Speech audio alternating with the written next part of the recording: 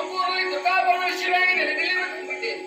ಯಾವುದೇ ಸಂದರ್ಭದಲ್ಲಿ ಕಷ್ಟ ಬಂದಾಗ ಭಕ್ತಿಯಿಂದ ಸನ್ನಿಧಾನ ನಂಬಿಕೊಂಡಾಗ ಅವರ ಕಷ್ಟವನ್ನು ದೂರ ಮಾಡುತ್ತಾ ಇಷ್ಟ ದೇವತೆಯಾಗುತ್ತೇನೆ. ಮಕ್ಕಳಿಲ್ಲದವರು, ರೋಗದಲ್ಲಿ ಬಳಲುತ್ತಿರುವವರು, ವಿದ್ಯೆ ಹೀನರು, ಸಂಪತ್ತು ನಶಿದವರು ಅಂತವರು ಸನ್ನಿಧಾನವನ್ನು ನಂಬಿಕೊಂಡು ಭಕ್ತಿಯಿಂದ ಭಜಿಸಿರುತ್ತಾನೆ ಅವರು ಕಳೆದುಕೊಂಡಿರುವಂತದ್ದನ್ನೆಲ್ಲ ಒದಗಿಸಿಕೊಡುತ್ತೇನೆ.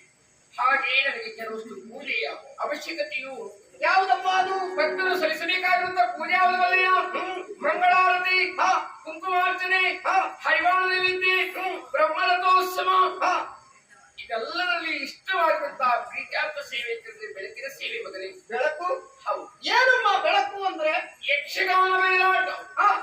ಯಕ್ಷಗಾನ ರೂಪಕವನ್ನು ಪುಣ್ಯ ಚರಿತ್ರೆಯನ್ನು ಹೆಚ್ಚೇನು ನನ್ನ ಪುರಾಣವನ್ನು ನನ್ನ ಚರಿತ್ರೆಯನ್ನು ಯಕ್ಷಗಾನ ರೂಪದಲ್ಲಿ ತೋರಿಸುವುದೇ ಬೆಳಕಿನ ಸೇವೆ ಎನ್ನುವ ಹಾಗೆ. ಆಗಲಿ ತಾಯಿ, ಎಲ್ಲ ಸೇವೆಗಳಲ್ಲಿ ಇಷ್ಟವಾಗಿರುವಂತಹ ಸೇವೆ, ದೊಡ್ಡ ಸೇವೆ ಅಂತಂದ್ರೆ ಬೆಳಕಿನ ಸೇವೆ.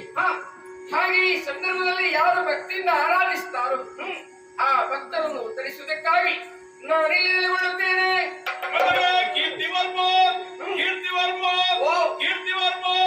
ಸೌಖ್ಯ ಮುನಿಯ ಭಕ್ತಿಗೆ ಬರಿದು ಸಂಪೂರ್ಣ ದುರ್ಗಾಪರಮೇಶ್ವರಿಯ ಬಲಭಾಗದಲ್ಲಿ ವೀರಭದ್ರ ಸ್ವಾಮಿಯಾಗಿರುವಂತಹ ಮನಿದ್ದಾರೆ.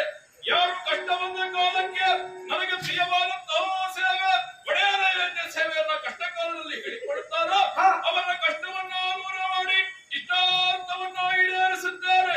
ಇಲ್ಲಿಯವರೆಗೆ ನಿಮಗೆ ಘೋರ ರೂಪದಲ್ಲಿ ಕಾಣಿಸಿಕೊಟ್ಟವರು ನಾವಿದ್ದೇವೆ. ಇನ್ನು ಮುಂದೆ ಹೀಗೆ ಕಾಣಿಸುವುದಿಲ್ಲ ಮಗು. ನನಗಾಗಿ